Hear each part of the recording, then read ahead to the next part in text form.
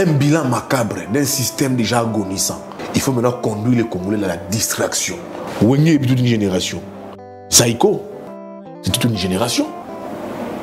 Batiki Zaïko, pourquoi Zaïko, et j'apprends, même dans Marama Wenge, Amadou Diaby, c'est pas lui le vrai producteur. Le vrai producteur Azali. Simayen se cache derrière. Amadou Diaby n'est que l'ombre. Le vrai producteur est là. Oui, on a vu les vrais producteurs.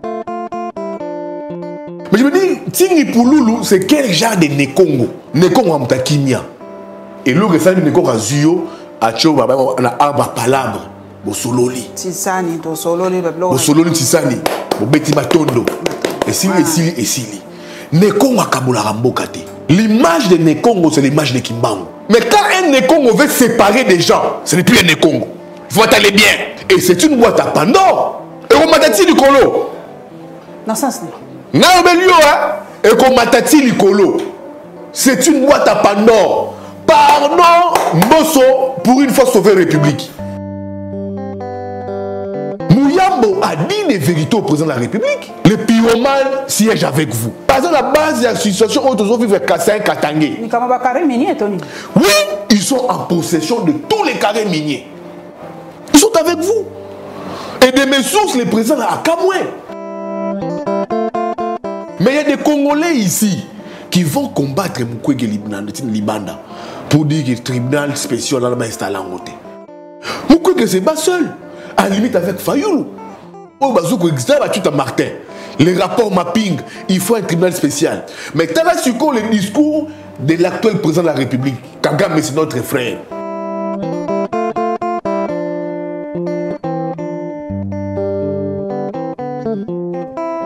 Papa Yves Bouya et symbole sous sa kokutana na yo poso elamu. Actualité ezali ebele to kende mala moko Yves azali sumta ko présenter te. Ngali ngina bandalo na moi contraire muke to banani kambwa wenge. Na banana wana. To banana na moi c'est poto mata. Wenge lelo après 25 ans ba kosala ka fuka na concert le 30 juin na stade des Martyrs. Sikoyo bana mboka ba tuna yo bana bandal bozo likamonde ni ba so bazo bezali distraction ou kona ko bungisa biso bilan ya fachi amsu balobi te il fallait que salema wenge ezali patrimoine ya mboka lokwa Zaïko donc il faut ka bakutana ba faire revivre biso wenge yango et deuxièmement balobi ba friction ese bandi est-ce que bakozwa kaka bato wenge ya liboso wana to ba inclure pe ba bayaka sima lokwa ba héritier ba boketonga ba onyo so bayaka sima ya wenge avant que ba panza. Non, maman Paulette d'abord merci pour l'invitation na yo. Je vous en prie papa. Tu veux que émission na sala ki na yo awa mikolo lekaki. Na ju ba réaction est belle pe ya mingi. Merci nzamba zoluku. Na kotaki na ba mboka ma province na moni la émission de maman Paulette. Super. J'ai dit j'étais très content. Merci beaucoup. Pour l'émission na Moussalo Sala. Pour la malika ma wingi ngamo na moi la bandal. Je suis natif des bandal. Vraiment natif tout na bandal. Je suis natif 100% traçabilité Zali. Et quand on attend ba parler ba Zali ngamo to la ma banalité. J'habite toujours à Bandal. Ma famille, je suis toujours à Bandal. Mais, Toko Kobo Yate que base à l'ensemble. Wenge a fait le bon temps. Et c'est plus le sabbat. Moi, j'aimerais bien avoir un Bandal sur une réseau bête dans la moto. Au Moniguna, Bokoti, Bofrode. Na Bandinga, Bomoni. Saddam Avandi. Aïe, répétition Wenge na moto à Bokisa. Bisous na noko papa leki tozo kotaka wenge avec on m'a fait les bons temps ba sepelaki et ça peut ma BPT base ensemble parce que dans l'année bango pas grande sœur na biso mamie là lobby si tu permets bien à lobby ba ça moi ande kolanga yo la presse na biso y a pas de problème voilà grande sœur bana 18e promotion voilà là c'est là vraiment na faire plein ah on ande ko nous autant na bomono tu fasses payer oh jamais Mosala qui toque meilleure émission musicale c'est ça Caribou Variété na bien en hier na va na parler et talent émission dimat moko ça makasi décor à plateau présentation elle a réuni des têtes où il y avait 10 ans 30 ans 50 ans même à 25 ans qui ne pouvaient pas être ensemble Et quand elle les fait, c'est qu'elle a une estime, considération de Moussala. Elle a réuni Jibé, Ouera, Alain Makaba, Nani Blaise Boula, elle a réuni Nani Zoussou. Oui, Didier Massela, Adolphe Dominguez. Elle a réuni toute une génération. Nous sommes dans la génération Wenge. Moi, je suis de la génération Wenge. Voilà, nous sommes de la génération Wenge. Toi, tu vas côté. Tu vois, génération Wenge, bon chic, bon genre. Si quand Bavandi, normal, au Monique, c'est des gens qui ont fait rêver l'opinion, qui ont fait danser des générations. Au Yopé, les Lopé, il y a une génération qui se retrouve à nous. La Monique des bêtes comme nous tapé déjà. Wenge Réni, concert et tout, concert, boy. Ce n'est pas mauvais. C'est bien, ça va de la culture congolaise. C'est pas mauvais. Mais Alain Pela, je visite. Alain Pela, il y a un journaliste informé. Quand Makambouane Komaki, j'ai appelé des gens. Pourquoi Venabiso Alain Pela a été pourquoi Mouketonga non, c'est l'homme qui chroniqueur de la musique. Non, ça ma musique. Moi, journaliste, moi, yo cahier des charges dans ma politique. Yo, on dans ma musique. Non, ça ma musique. Là, c'est informé. Balobi problème vient pour ma santé. Azobela. C'est ce que j'aurais appris. On a un problème, il y a santé. C'est ce que j'ai dit. Azobela, issu des traitements. Mais le traitement, on doit aller 3 fois la semaine. Même son médecin lui aurait dit à ça déplacement. C'est ce qui va chroniqueur, l'obélingaï en privé. Okay. Tu vois un peu. Donc, ils ont bêté ce que mon bazui, bêti, double basangisi bamo. Mais, qui m'appelle appelé distraction? Comme une étude bien. Berné Batou, na manamo ide peso mi échec. On va tout réuni, bazui bango, c'est pas on a Béatrice Hotel. Non, mais là le comme le mot Berné Batou. Réuni, Wenge réuni, na minora Batou, au lieu de tout penser, tout réfléchir pays, et comme Wenge réuni. Bah ça là qui bon, na moni baye na bandal, bah clôt na biso. Quand on a venu bambo man en face qu'on va vendre, bah c'est le staff na bango. Bah loger bango na Béatrice Hotel, ce n'est pas un problème. Ils sont normal, ils ont des conditions normales là. Mais ils ont comme distraction. Mais ils ont comme distraction pour aveugler l'opinion sur base d'un bilan qui est macabre du pouvoir actuel. Parce que ils ont dit Wenge, stade où ça la plaît, Batou Bakobina, Goluba, qui passe au Covid. Covid est si là. Covid n'est pas sur Covid. Depuis la guerre russo-ukrainienne et Kota, est-ce que débat sur la Covid? Tout ça a copié qu'on la Covid. Tout ça a copié qu'on la Covid. Sur Barouya, ils ont masqué un bilan macabre d'un système déjà agonissant. Un système agonissant. Système. Bassous n'a issuité. Il faut maintenant conduire les Congolais à la distraction. Wenge est toute une génération. Zaïko, c'est toute une génération. Pourquoi et j'apprends même dans Amadou Diaby, c'est pas lui le vrai producteur. Le vrai producteur Azali. Se cache derrière. Amadou Diaby n'est que l'ombre. Le vrai producteur est là. On a vu les vrais producteurs. Tu comprends? Maintenant on va comboter. Amadou Diaby Azalaka a Vimbiraka. Mais en bas, il y a un vrai producteur. Merci, papa. Les vrais producteurs, dans les milieux informés, même dans le milieu de la musique, qui est le vrai producteur? Les Amadou Diaby Zaraka, c'est le basou. Attends, on appelle la gratte petite. Bon, dans un schéma où il y a un dingeni. On m'a dit, il faut péter tout. Oui, il faut péter tout. Il dit, il faut péter tout. Il dit, il faut braza. Si on a Braza, il faut comprendre que Mamadou a posé problème. Akiti n'a agilité. Mais aïe quand même. On se trouve à man n'achète pas vandi. C'est que il y a un pifo à Gaïa. Un pifo, il y a un pifo. Il y a Mounene. Mais si comme nous avons un régime spécialisé en passeport diplomatique, un régime où on va imposer une jouissance. Même si on a un rythme de jouissance à Wenge. Ce n'est pas un régime qui travaille pour l'intérêt du peuple. C'est un régime qui travaille pour la jouissance. Merci, papa. Parce que tous les régimes, ils sont bornés par la jouissance. Docteur Moukwege-Lelo, il y a la jouissance. Là, j'ai dit ici, la grande information, dans le milieu, il y a musique. ba chroniqueur et la musique, Balobelinga, Yves Bouya, les vrais producteurs, bango ba chroniqueur et la musique. Balobé ba bien, Amadou Diaby, mais ceux qui Diaby, Amadou Diaby, Babi papa de ceux qui un de ses parents est congolais. Il est moitié guinéen, moitié congolais. Ah, okay. Les vrais producteurs à Batami. Et les donc, producteurs wana Togoye Baye. J'ai déjà son nom. Yves Bouya, docteur Mukwege azali na université de Kinshasa, autai kozwa waye nini akoma ki honoris causa, docteur honoris causa université à Lubumbashi, les lois azali na Kinshasa. Siko tongi to yeba papa. Pona nini passeport diplomatique ba ko pesa na motoko a docteur Mukwege.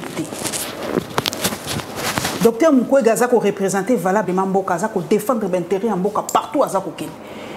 Mais tu comprends exact kilo pour n'a pas un passeport diplomatique to boni. D'abord docteur Denis Mukwege n'a pas cette information, on a joué s'informer. Il n'est pas en odeur de sainteté avec les pouvoirs. Les sous. Oui. Oh, oui. Les journalistes informés. Problème n'est soit bah il dit que docteur Mukwege, mais quand docteur Mukwege a le nom rapport mapping. Rapport mapping wana. Oyo ça a été énuméré et dit par la structure surtout il y a les Nations Unies que c'est le Rwanda Neboma biso congolais. C'est le Rwanda à la base il y a guerre, la souffrance, il y a insécurité dans le Congo. Il faut que justice soit faite. Na ba atrocité, na ba meurtre Salema. Ça a été dit clairement. Le rapport mapping a une crédibilité internationale, validé par les Nations Unies. Mais quand Mukwege prend le rapport mapping, avec Zidé Batou, qu'il nous faut un tribunal spécial. Pour la RDC. Pour la RDC, pour que justice soit faite. Mais il y a des Congolais ici qui vont combattre Mukwege Libanda pour dire que le tribunal spécial là installé en côté. Mukwege c'est pas seul. À la limite avec Fayoulou. Au bazouko existe tout à Martin. Les rapports mapping, il faut un tribunal spécial. Mais tu as sur le discours de l'actuel président de la République. Tshisekedi Tshilombo. Dit, ils vont vivre dans Bango.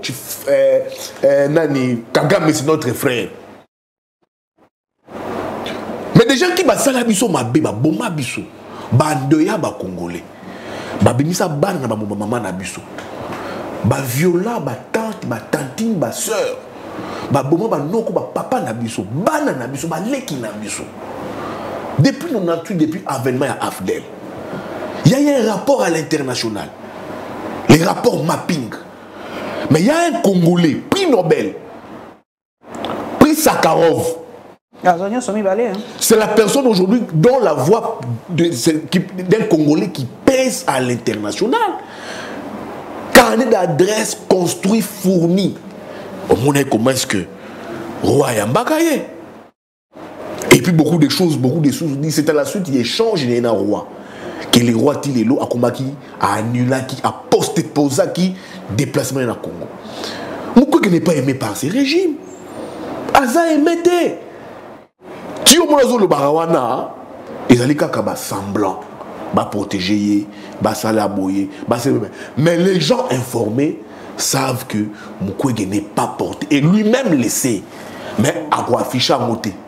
En tant qu'homme d'État. Hein, en tant qu'homme d'État, en tant qu'une personne va entrer à l'international, parce qu'on a but dans le combat, l'objectif, c'est tribunal spécial pour les Congos, pour que justice et réparation et saléma. Mais il y a des gens, il y a des Congolais. Biso ba Congomani, tous ceux qui sont Rwandais, ba boma biso, ba sala biso mabe. Au lieu de soutenir Mukwege dans la démarche, tout le monde oui à l'unisson. Nous voulons ce tribunal spécial. Pour être que tout ça bisa bateau ba rwandais et que ba payer des dégâts collatéraux. Mais biso mo congolais autofunda Rwanda tous les jours toujours ko tchaka Mukwege. Ça j'ai la vérité maman.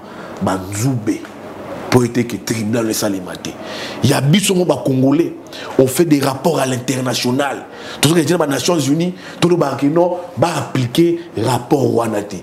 D'où mon moment Mukwege Bundi. Abundi Bundi Asuki Azui Suko Yami Ngazalanga activiste, c'est un activiste. Asuki, il a fait voir à Fayou tant à Yakaka, il est toujours chez Martin. Moi c'est Fayou maman Esther Fayou.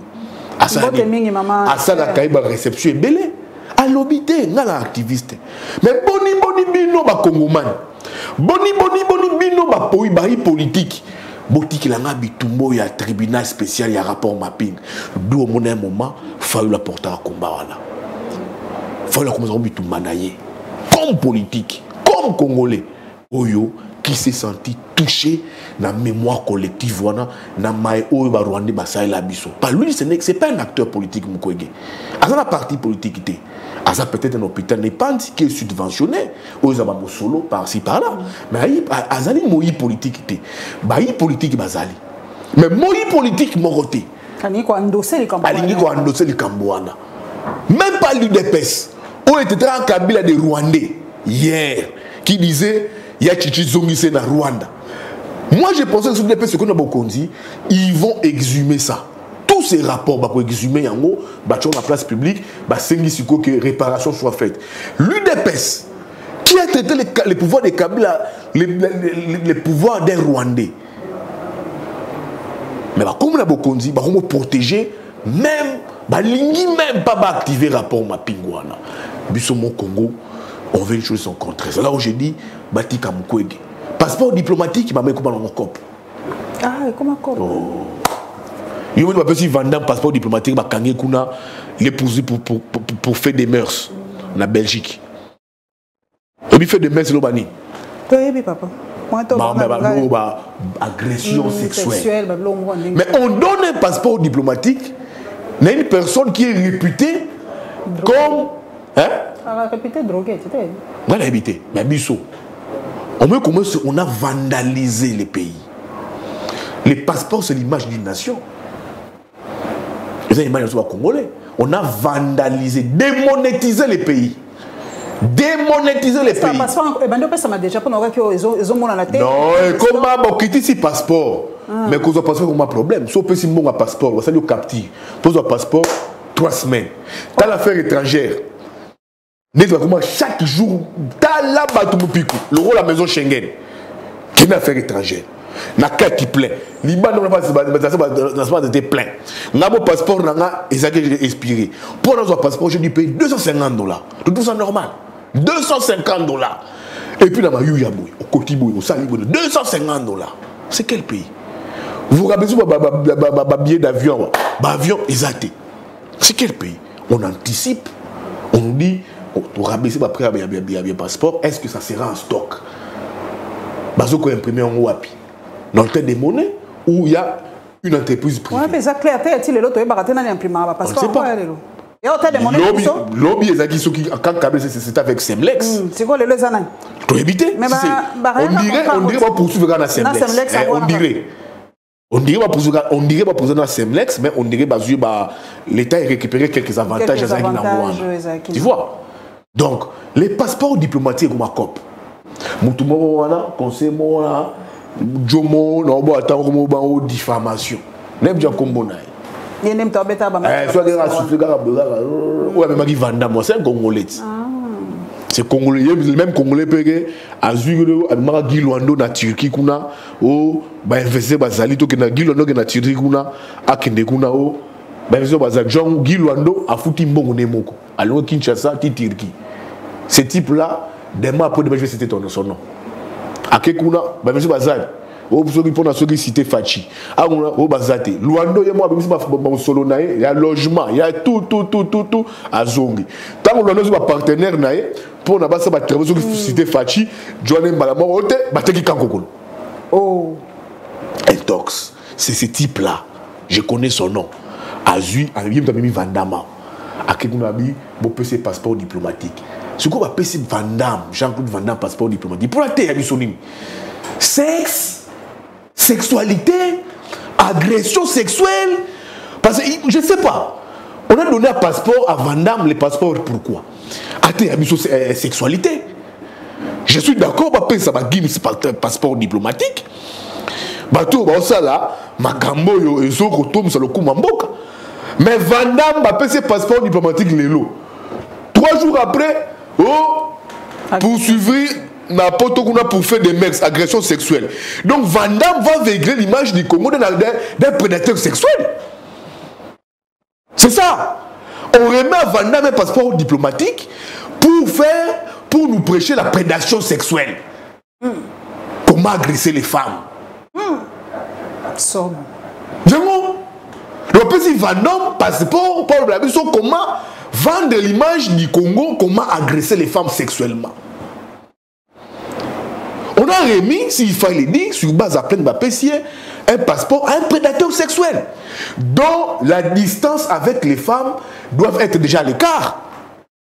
500 mètres. Normalement, il faut retirer Vandam passeport diplomatique. Non, il faut. Ça, j'en appelle au bon sens. Je dis au président de la République. Je dis aux affaires étrangères. Jean-Claude Vandam qui est poursuivi en Belgique pour faire des mœurs, les passeports diplomatiques parce que c'est ridicule. Qu'est-ce qu'il va prêcher au Congo? À tout le monde, film est pété. Tika, film à Jean-Claude Vandam, à tout le film. 1980. Film à Carabou, Cibor, et dans la sous. Na Cibor, et dans la sous. 85, écoute. Rotation. Ah, mais tout rotation. 23 ans, Vandam, ça va me souffle. On est prédateur sexuel. Mais on peut, ça y est, passeport diplomatique. Pour Nasikoyo, Allah qui s'accabate, comment faire la prédation sexuelle. Il faut retirer le passeport. Papa Yves Bouya. Mokondiambo Gazaki Kuna, il y a quelques jours, table ronde de salami entre communautés. Kasaye na Katangé, soze bate makamba communauté ngope uti wapi. Ma recommandation biminga na bibliaki. Pona yo ezali babomi pe moto Maman, ma recommandation bimi wana e ba exécuter ngote. Quoi ni? Il y a rien de sincérité dans makambo salemi wana. Sincérité zate? Il y a solo. Boreni ba gouverneur ya Kasai. Na ba chef coutumier. Ce n'est pas eux. Ba osala nini? Il fallait pas réunir nan. Ils ont réuni le gouverneur ya Kasai.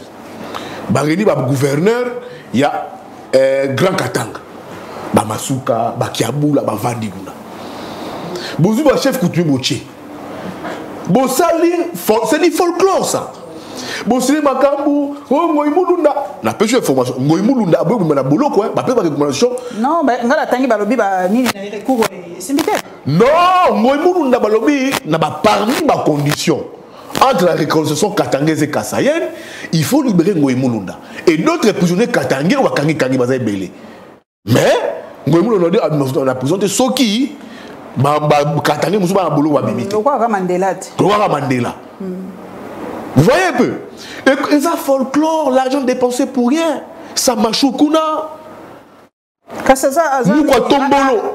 Aza notable katangais. Mukwa tombolo. Kuna. Aza notable. On a nagi Mouyambote. Mouyambo Lobénin. Mouyambo na équipe na au présent Yamba Kiwana. Baboy Yamba Bango. Parce qu'il fallait passer par Kiaboula, ba enregistrer bino ba Yambi bino. Nanda ko présent na Kamanyo na. Kuna nanda ona Kamanyo présent Yamba Batuguna. Baboy ba Mouyamba ko na équipe na. Mouyamba Koti. Babi oh, asa ko ko na ndengani. Mouyamba Koti na ba dossier na.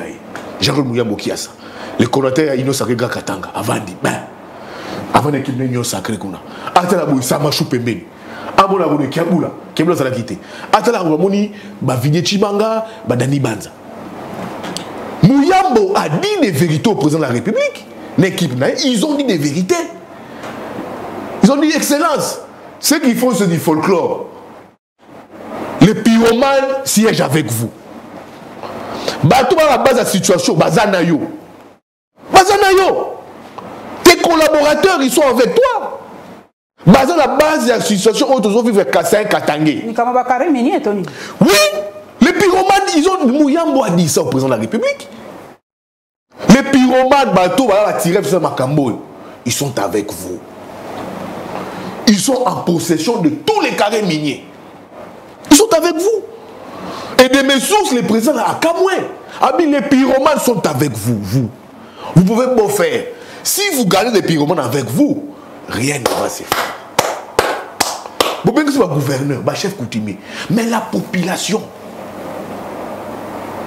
vous faites quoi de cette population? Cet exode-là massif rural, il y a Kassaï, Malongwaka, c'est pas ça les problèmes. Les problèmes, c'est de rentrer au Kassaï.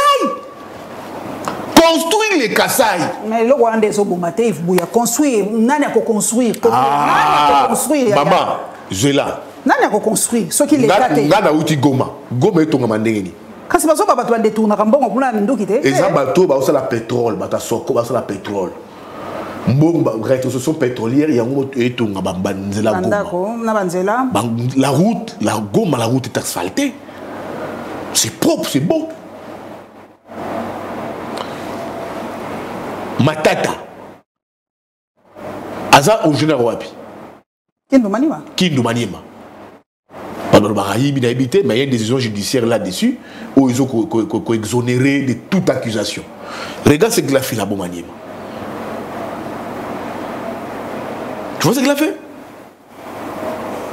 Le Congo central. Nambo on est à péage, il y a pont maréchal et bon ça Manzela. Les Kassaïens, vous avez les Kassaïens ont eu depuis Mobutu, tu sais qu'il est fils des postes, la responsabilité. Bah il a raté, Makambo Mamo Dominique Mouno dans la plateau nayo, ils allaient interpellateur. Il faut interpeller les Kassaïens. Sinon, je dois poser pour dire, ok, Katanga, les problèmes, ce n'est pas ça. Miba est en faillite. Toutes les entreprises qui produisaient diamants na Kasaï, ils sont en faillite. Et Kanga.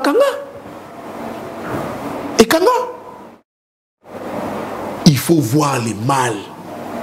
La pointe où ça se situe. Bon, les Cambo.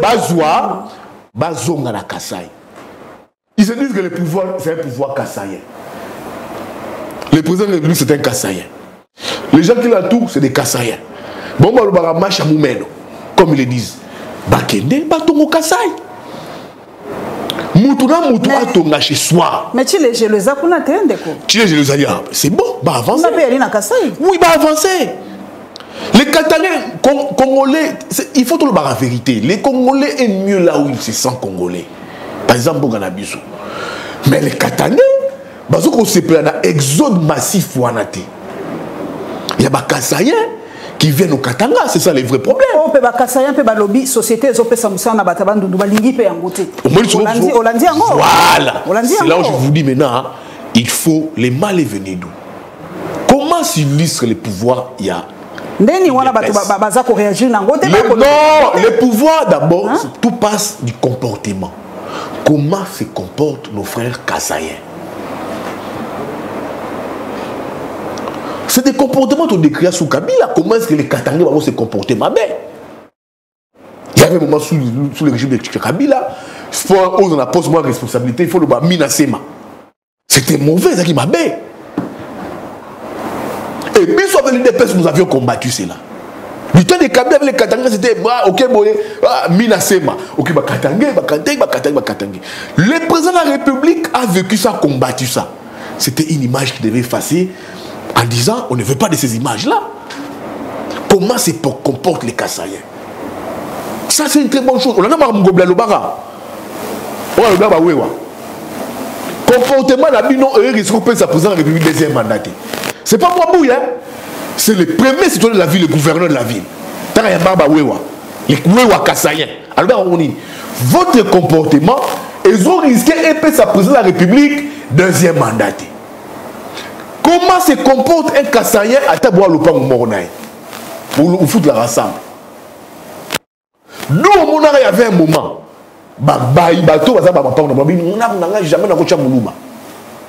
On prenait ça pour des blagues. Mais la cause venait de très loin. Quand on disait jamais Moulouba cause au pouvoir, tu sais, c'était significatif. Moulouba Zali Congolais. Mais c'est des comportements latents. Et cola. Mais je pense, étant qu'acteur de la société, parce que je suis un acteur de la société, j'ai vu ce qui se passe dans ma société, c'est un comportement qui s'impose maintenant. Comment se comportent nos frères kassaïens qui sont des Congolais? Comment ils se comportent? Moi, j'ai vu dans ma zando, dans ma boutique, dans ma magasin, tout le monde a. Ce n'est pas bon. Comme le pouvoir la mission marche à nous maintenant. Ce n'est pas bon. Bamoni Sikoyo, c'est un Kassaïen, le président de la République est Kassaïen, ils ont tribune. La tribune, mais nous sommes tous des Congolais. Quand ils ont compris que le pouvoir est Kassaïen, comme on a Kassaï, Baya Katanga. Les Katanga disent non, ça ne peut pas comme ça. Maman, Paulette, Moutoutou a comme jaloux dans la province. Naniga ma bête. Moutoutou a comme jaloux dans la province. Ceux qui ont moni déjà au Congo central. Au moni de Bangolais, au Congo central. Les non, Bangolais va exagérer. Ceux qui ont la Kayemba. Quand tu vois un peu, Moutoutou comme jaloux. Moi, je veux que les Katsaïens comme jaloux dans la province. Le problème, c'est quoi? Certes, Mpiaka, Nzala, famille Nzali, on doit reconnaître ça. Mais comment construire les Kassai? Ce n'est pas une excuse. Oh, mais Kassai, non. Tu sais quel était le premier ministre de Mobutu. Même pendant un jour, il était premier ministre. Dans les annales, on les reconnaît comme premier ministre. Mabi Moulumba, il a été premier ministre. Balouko, je sais pas, ils ont été premiers ministres.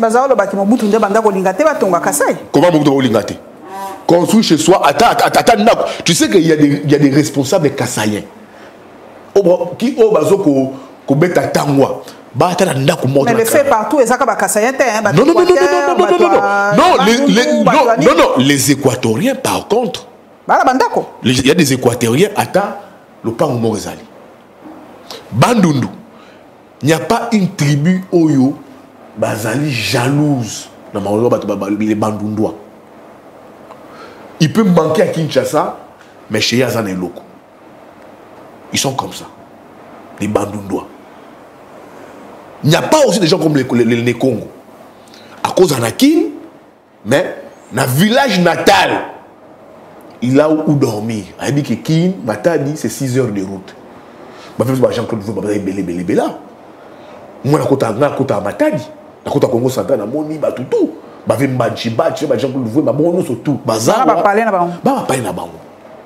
Quand tu vas à Goma, au sud Kivu, les Camérés, les Bahati, mais ils résident ici. Nous avons dit Goma, voisine, il y a gouvernorat, na Goma. Mais quand tu vas au sud Kivu, il y a les Camérés, ils ont batonga. Ça là asphalte. Na Goma, les originels, les dignitaires, les Gilins Paloukou. Ils ont construit, j'ai vécu ça. Au moins l'Équateur, l'Équateur, c'est la nouvelle génération de Botama. Oh, il y a peut-être les gens vont faire Jean-Lucien Boussa, José Makila. C'est déjà au moins une initiative. Au-delà que Mobutu a tika biso bongo. C'est Mobutu qui appelle ça l'Équateur valeur. N'a pas vu Bemba. Mobutu, Bemba, Bakri. Est-ce que maintenant succession à Bango? Ils font quoi pour l'Équateur? Jean-Pierre Bemba fait par exemple quoi pour l'Équateur? Jean-Pierre Bemba peut-être, il a peut-être bien, il n'y a pas Naye à 100% qu'il essaie de gérer à son don de mais les restes équatoriens, peut-être Vélo Mata, Vélo Sembe, Bango peut-être, Tiki. C'est au moins sur la nouvelle génération Équateur, Bazui Maïle. Balobi, il faut se koto tonga. Bagilwando, Baboussa, Bamakila, Bazo Matamata, tu peux sa province t'as mis sur valeur. C'est là où j'ai dit maintenant au Kassaïen. Bon, Ozana Kinao, Kassé Mounaga, prêtre Moba Moulouba. Mais chez lui, mais ça, c'est Kinoa Botami. Chez lui, c'est où? Non, mais. Lui, c'est où? Je te dis. Non! C'est toujours important. Oui, on a un prêtre kassaïen. Sitôt, tu vois ce qu'il faut les Katangais? Les Katangais maintenant, au moins ils prêtent mon Katangais. Comme Badil, ma solo, on peut avoir un quartier. Tongi, en valeur. Pessi Batu, avant d'inaï. 3, 4, 5 quartiers. Prêtre kassaïen, tu vas boire, tu vas boire, tu vas boire, tous les prêtres kassaïens, Otoyokawa. Même les prêtres cassés, les politiciens. Moi, je connais un prêtre cassé, c'est que des cas n'a parlé, tu n'as pas papa. C'est normal. Mais quand tu vas au Katanga, tu vois les prêtres katangais. Les prêtres katangais, Baba Kyungu. Au moins, il y a une concession. Ils ont acheté, ils ont loti, ils ont construit. Tu vois Mouyambo, oh, ils ont acheté, ils ont loti. Et puis c'est Dominique Mouno Yambakiao. C'est des gens qui avaient déjà anticipé. Tout Katangé qui se dit Katangé sont allés bien. Azana et Bakate Lokonaï. Tout Katangé. Bazana jaloux, il y a province na Bango. Et les Kassaïens. Batika rejoint la victimisation. Maintenant, comme Dieu confond les choses, comme je dis que c'est un pouvoir, moi je ne dis pas que le président de la République c'est un président des Kassaïens. Non. C'est un président congolais. Mais les gens disent que ils ont pouvoir et Kassaïens. Oui, parce que nous avons un Kassaïen à la tête du pays. Les Kassaïens qui sont avec le président de la République, qui travaillent avec le président de la République, qui sont dans les institutions, Banza, Mboka na Bango, Batonga province na Bango. Au lieu de la bagarre, non, biso va finir à biso. Non, non. Botonge pas na bino. Si quand on est dans l'Assemblée nationale, papa Yves Bouya, loi Oyo, proposition à loi Oyo, remédier moi moqué, balobi des pères et des mères ici et les cas. Moi, si il faut la nationalité congolaise, il faut soit aux alaki députés, soit aux alaki sénateurs. Papa, donc, pour la nuit, la loi n'a pas la constitution qui a interdit à un Congolais d'épouser une étrangère. Vous rendez au soukate, apartheid, codifier apartheid, dépendant de la loi, le roi Afrique du Sud et Salaka, pas question de mariage avec les étrangers. Voilà. Au moni, loi, projet de loi, wana yantingi pour nous. Ezali démocraticide, suicidaire, ça va diviser les pays. Et Rokabola Mboka. Moi je comprends que pour nous c'est quel genre de Nekongo. Un Nekongo a séparatiste. Nekongo a Kabola Rabatouté. Nekongo a Sang, c'est parce que Nekongo a Bangara Makambo. Mais je me dis, Tingi pour Loulou, c'est quel genre de Nekongo? Nekongo a Nekongo Nengeni. Nekongo a Ngalate. Bobundi. Bobongisi. Bangala barabon. Tu vois? Badabando nous va bangala pe. Nekongo amta kimia. Et le restant Nekongo a zuyo a cho baba na arba palabre. Bo sololi. Tisani to sololi bablo. Bo sololi tisani. Bo beti matondo. Et sili. Nekongo akabola ramboka te. L'image de Nekongo c'est l'image de Kimbangu. C'est l'image de Kimpavita. Il y a une image de Nekongo. Moi je suis Nekongo. Il y a une image de Nekongo. Mais quand un Nekongo veut séparer des gens, ce n'est plus un Nekongo. Il faut aller bien. Ce n'est plus un Nekongo. Toi tu te dis Nekongo. Tu as été élu dans la circonscription la Funa. Ce qui est la Funa. Quand tu es venu à Bandal, Bandal porte le nom, il y a Nekongo. Lubaki. Quand tu vas dans Selembao, des Nekongo, Bumbu, Makala, des Nekongo. Et ce sont des gens qui ont élu Tingi Pouloulou. Mais nous, Tingi Pouloulou, il y a au député. Et tu veux apporter une loi démocraticide, suicidaire. Où est Kabola Mboka? Où est Lingi et Tangisamakila? Tala, il y a déjà la loi. Si on a un candidat président, il y a un Congolais. Ma parole va congolais. Moi aussi, moi je suis congolais. Donc, n'a pas sentiment d'abus. Yves Gouaza, bien que je sois marié, na kolinga peut-être un ani, Brazzavillois c'était. Et ça sentiment mutu. Et ça sentiment il y a mutu. Bah moi je n'ai pas amour na bolingo na biso. Tu sais ce qui va se passer? Si cette loi passée, on appelle ça 4 noms. Fayoulou. On les gâté. Sa femme est camerounaise. Bemba, sa femme est moitié-moitié. Katumbi, sa femme est burundaise. C'est ça, c'est une bonne loi. Et c'est une boîte à Pandore. Quand je dis une boîte à Pandore, il faut comprendre. Ça va remonter jusqu'au sommet. Et on matati likolo. Dans ce sens. Et qu'on matati likolo. C'est une boîte à Pandore. Pardon, Mosso, pour une fois sauver la République. Joe Biden, septembre, va sauver la République. Parce que le qui ça va diviser. On va dire, Bata Fayoul, qui non fallu candidat parce que sa femme est camerounaise. Fayoul, ça dit que je suis moi sinaïe. Elle est depuis l'université, ceux qui Paris 5, ceux qui Paris 2. Balboti a 3 enfants. Avec un candidat président, bah, c'est le bon, bah, comme une retraite, bah, Bunda. Baba Vanda, normalement, bien que baza politicien. Bolo Baba Tafol Bayoka, que Fayoulou Azaka n'a pas sa femme camerounaise. Katou, Batwa Katumbi, Bavandi, Baza Katouba Tchalibaya, Katou Azaka n'a pas sa femme est burundaise. Bemba, Badou va faire maman Liliane. Maman Liliane à moitié-moitié. Et on l'appelle Jean-Pierre. Jean-Pierre Bébaro. Jean-Pierre Papa Zamongala. Mais tu as origine, Papa Zaki portugais. Oui, portugais. Portugais. Si tu as des bandits, et qu'on zonga likolo. Et qu'on zonga likolo. Et c'est une boîte à Pandore. Tingi Pouloulou Atika Mbouana. Ça va diviser les pays Makile Kotanga. Ça va diviser les pays. Et qu'on déchirer les pactes républicains. Ils ont dit qu'on va vivre en communion. Tout ça, un peuple uni. Mais Tingi Pouloulou veut diviser les Congolais. Ça peut risquer de créer une guerre civile ici. Mais papa Mbosso pas ni alongwa ba député abstentéiste, c'est là combo ya voilà taka salopette, ya zana kati ya zako se plaindre bi ya ka Mbosso wala taka salopette. Ados Ndombasi. Voilà si sa maman, je dis pardon. Ba comme le schéma, so quelqu'un na plénière. Et l'équipe na plénière est boy, ba retourne dans la cour constitutionnelle pour la conformité à la constitution. Ceux qui vont moni sur quoi parce que ceux qui sont la commission PAJ, et c'est la commission PAJ. Tout ce que la commission PAJ fait à rendez-vous public dans la plénière. Ceux qui la plénière est boy, batindi en la cour constitutionnelle. Et qui contrôle la cour constitutionnelle? C'est là où j'ai dit, Tingi Pouloulou, Nazoko Yoka, aux alliés députés à Funa, Nana Mona Funa, Nana Mona Bandal.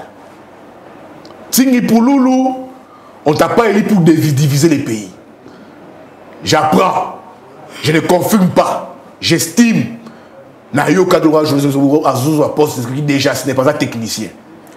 Comment déjà ce n'est? La loi on a Noël Tchadium t'a apporté un amendement. Amendé, apporté une modification.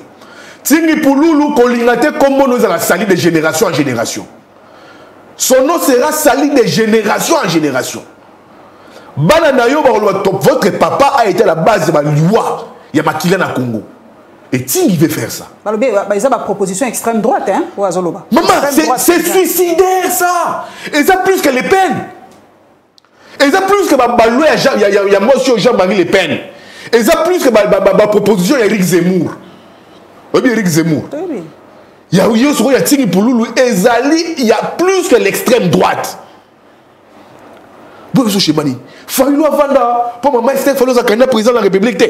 Moutamaye, le rôle à Fayoulou. Ah, c'est le président de la République. Tu vois, ça va mener l'embora. Tout ça parce que il faut écarter les potentiels candidats. Tout ça, c'est pour Nango. Ozo Banga Fayoulou Robetanga. Ozo Banga Katoumi Robetanga. Ozo Banga Banga. Donc, mais si on a bilan, mais et combien de pouvoir moi il y a ma agitation. Mais bilan, ça dit biloko salami, biso journaliste ndé to côté côté bouya yo. Voilà. Bateka biloko ezali. Balobi salama. Ni nango. Gratuité enseignement, oteka kate. Banzela ezoto oteka kate. Gratuité. Sortir mon jamboka oteka kate. Gratuité et alléger ma parent, mais ils n'ont pas touché. Il fait induit et Zamakasi. Il y a gratuité. Il y a plus de 4 millions d'élèves à Zongoli école. Grève faire enseigner Zali. Ils ont dit. L'infrastructure pose problème, les systèmes éducatifs posent problème, les contenus, la mise à niveau des enseignants, ça pose problème. Il faut anticiper. Les routes, combien de élèves ont biso? Tout comme dans ma maquette. Tout est la maquette. Donc, tu fais le manga Yves Bouyana Vana, na teka maquette. Oh, bah il y a une maquette à Fikine. Maquette à Fikine, il y a un moyo. Au Teki. Bah il y a une maquette, il y a Wapisu. On peut faire une maquette. Oh, maquette, il y a un moyo. Il y a un moyo. Donc, Peter Kazadi, à Zoloba, ce qui bilan, Fachizo Simbate. Et c'est pas journaliste. C'est pas nous les journalistes. Donnez-nous un bilan. On va dire que ça c'est vrai, ça c'est faux. Ça fait avancer les pays, ça fait avancer les pays. C'est quel journaliste? C'est quel journaliste? C'est quel journaliste? Maman, on ne vend jamais du vent. Les pouvoirs, les bilans de l'UDPS, c'est comme une bulle. C'est du vent. Comment vous justifiez market? Oh, t'es qu'à market. Oh, bah, au moins, il faut un Fikine. Dans 10 ans, Fachi béton. Mais non. Aéroport Angili. Dans 5 ans, Fachi béton. Mais non. C'est quoi ça? On ne fait pas la publicité d'une maquette, non. On a la publicité à Rankena. On met Rankena, on va Kabila. Et tu as bon, comment entre Ranken. T'as la maquette à gagner à Ranken. T'as là. Les gens ont maquette, il y a 5 chantiers. On va pas te cabisso en gros. Et ça, les mamans. Oh, Jean-Marie Kassamba. Si vous IDPS, et on va chez moi à Kabila, il y a un système à maquette. Boteka révolution et modernité, Boteka 5 chantiers, Boteka maquette à Rankena. Ça n'existe pas. Quel est ce bilan où on peut vanter la Minito? Et ça, wapi? Ils allaient peur. Babi que bilé zate. Nous, Wenge, stade des martyrs. Pour tout le monde, racoler les morceaux. Maman que bilé zate. Si je suis un tigre faillu dans Zela, pa! Zenga zenga. Si un tigre au Katoum dans Zela, pa! Zenga zenga. Si un tigre dans Nanyou, on va pas toi bateau. Jour Bemba. On va matata peu, hein. Matata, mon n'y a pas les bas, hein. Matata, on nous a parti pour tenir le lobby. Et est-ce qui est le leadership pour la bonne gouvernance? Après, c'est que je dirais qu'on a showbiz demain. Mais ça ne sont pas. On a conférence médiatique. Ce qui, Matata, même si Moussa Motou, ta! Matata. Abibate. Ah, c'est la beauté. Maman, na moto a coupé l'indéco. Azuko l'indéco dans l'aéroport. Bo kangi, bo bloqué. C'est être inhumain. Na Peter Tiani pe na yo ki mi ko moi souci hein. Peter Tiani. Peter Tiani. Peter Tiani a bien à près pour habitumba na Pérou loin. Oh. Ba après. Na ko déranger ka bango. Oh. Yo ko to lobi kuna o ba mandat ba ko sa ba mandat ouvert. Yo mandat ouvert. Mandat ouvert ndé. Mboko na prena ka makambo sika. Mandat ouvert ya nani? Oui, mandat ouvert. Donc mandat ba ben ngoni. Ba plainte. Ba poto plainte. Mais si vous va retirer en côté, ba tiki en wala. Si vous va faire mon surtout ba activer en. Comme il est bon. On met comment ba lier sort na bango. Ah OK. Plainte ouverte. Donc une plainte ta comme on a eu qui ba do ba bega. If bouya. Boni. Na bi kimia. Oki do chapitre na Pérou Loire. Plainte ouverte. Plainte ouverte de mon bani. Abi donc, plainte des gens et pas magistrat. Et va non. Et va non. Ce qui est Peter qui m'a sur nous, n'a pas sur Peter. Tic m'activer. Ce qui est Pérou Loire, tic m'activer. T'as la comment ma zone yo qu'on l'a mis sur ma journée. Psychologie, comme il a kobanga, tout ça, ça m'a monté. J'ai appelé Moudimbo. J'ai dit, mais, monsieur le ministre, c'est quoi cette affaire? Oh, j'ai compris. Mais l'information que j'apprends, c'est comme au-delà de Moudimbo. Au-delà et comme au-delà de Boudimbo et lesquels Boudimbo même ne maîtrise plus cette affaire. Batomsou basombian. Oui, tout immeuble dans le couloir 20e niveau. La maison basse na sebo. Bon ba somi dossier. Nous sommes à 20e niveau. Ah mon muké. Ah mon muké. Ba tabiso ba maison ba na banda to kota bulwa ba kikuko. Bon, bah, c'est mis dossier. Quand il y a des doses d'ombasi, mais c'est des combats, c'est des guerriers, bah, l'objet va affronter. Pero m'a dit Ozongakin. C'est à Zongina, c'est à Postaki à Zongina. Ozongakin. Peter Tiania, lobby, il va affronter les choses. Bah, Mibali. On se bat pour les pays. Tango Maman Paulette, tout ce qui n'a qu'à, Natango Kabila, tout ce qui n'a qu'à UDPS. Augustin Kabouya amoni azomona ka biso ba Peter Tiani ba Mukebai maman c'est belé ba Edmond Izuba belé toujours dur envers Kabila non pour ma démocratie. Augustin Kabouya présente ka biso bana mibali bazoko affronter Kabila tango wala l'UDPS nous donne l'argent. L'UDPS nous donne l'argent pour affronter Kabila, pour dénoncer Kabila, pour critiquer. L'UDPS nous donne l'argent. Ce que nous avons l'UDPS, c'est la lutte, hein? C'est le combat, hein? C'est la lutte. C'est le combat. On va passer dans Maï, Nangouba. Hein? Oh, l'UDPS, c'était ça. Sur les déclarations de l'UDPS 13h, 18h, la souka de Ngouba, pour le combattant. Combattant pays Ngouba, le petit de Bokolier. Ah, Ngouba, bien, hein? Cause de la déclaration. Maya Opi et l'équipe. Combattant Meli Atigenio. L'UDPS nous donne l'argent. C'était la volonté, la conviction.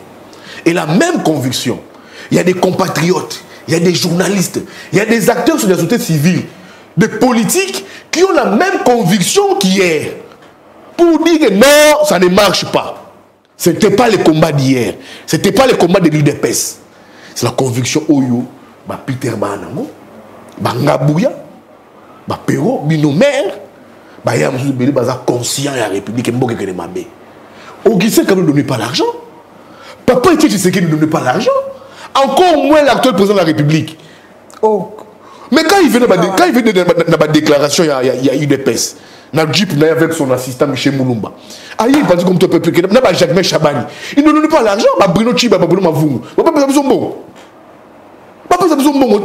Il nous félicite. Merci pour le courage. Faites ça pour les pays.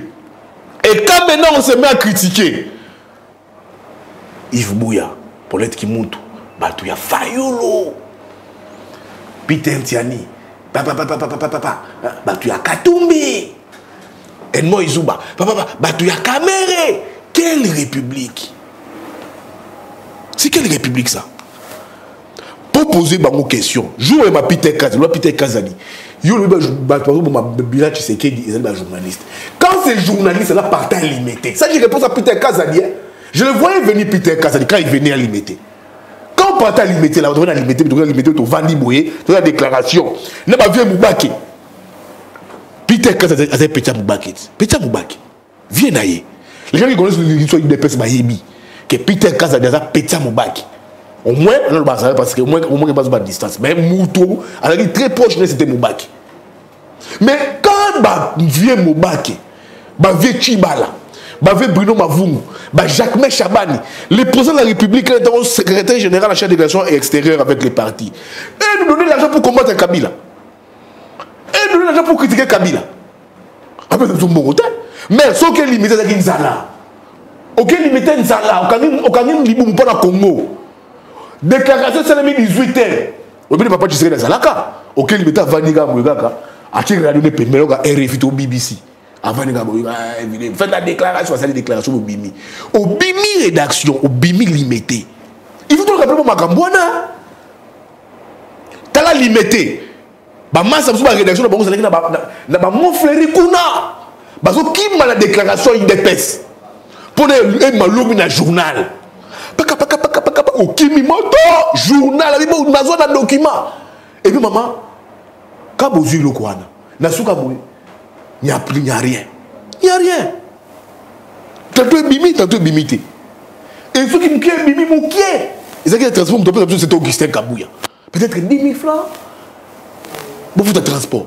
Est-ce que l'UDPS nous donne l'argent pour combattre Kabila? L'UDPS ne nous donne pas l'argent.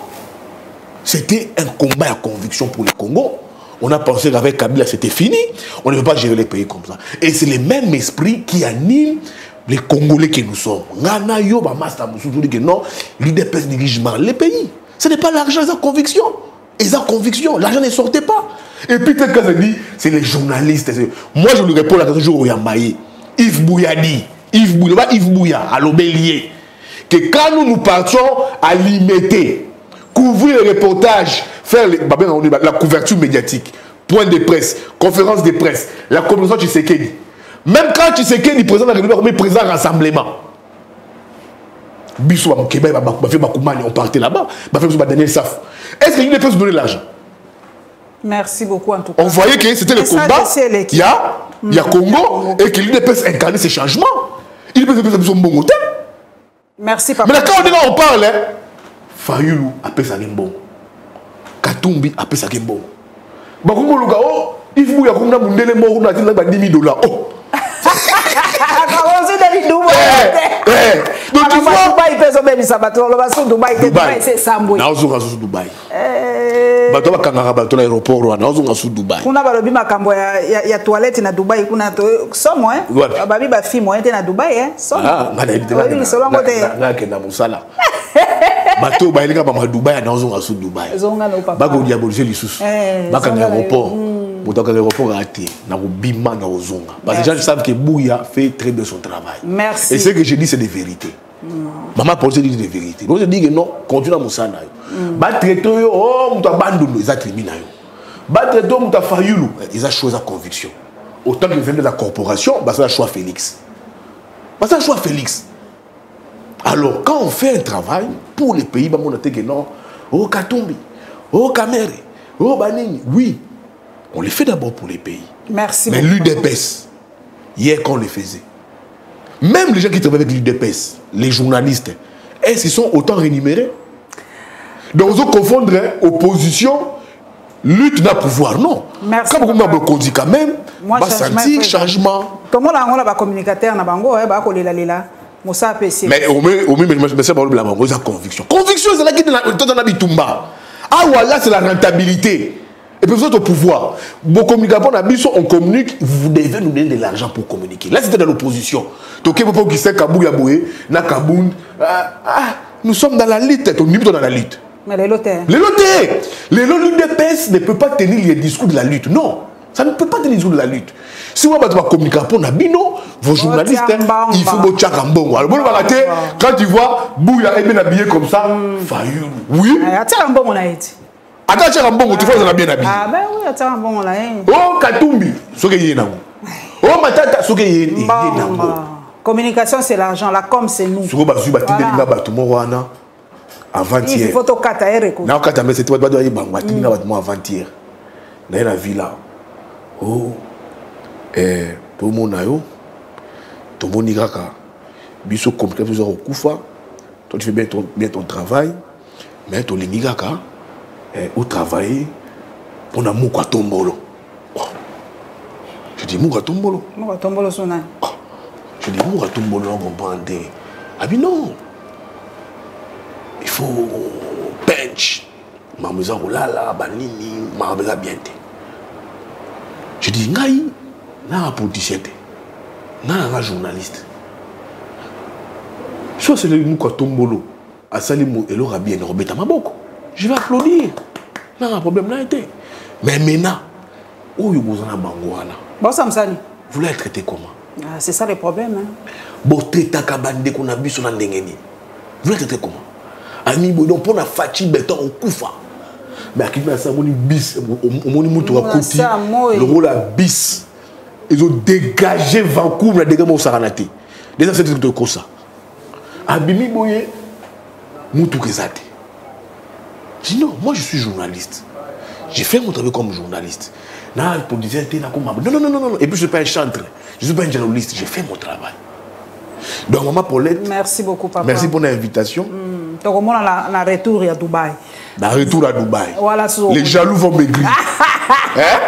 Soyons meilleurs que n'importe où. Lemba. Oh, on a la poste. Le poteau depuis 98. Dubaï au Lemba. Soyons ce gros. Les petits jaloux. Ah, pour ça on va c'est pas chez moi. C'est pas chez moi. L'Europe c'est pas chez moi. Mais il y a pour tout ça pour tout. Non, c'est pas chez moi. N'enquêtez pas bien que n'importe où depuis 98. Depuis 98. C'est pas chez moi. Ma série, il y a coupe du monde en France. Il y a des gens qui attaquent déjà. Tu vas attaquer la Lyon. Mais ça la boulot là. Tout ça boulot yaya. Qui toko, ko banga ba tout. Nzamba zolokumu to mona na mbalasima. Nzamba Benissa, République démocratique du Congo, à Benissa Pebino, Baobolanda Biso, bo cliquer dans la Lyon TV officielle, bo cliquer. Mais on va te belé là, c'est hein. Il y a solo hein. Au dosé Batoumabe. Merci.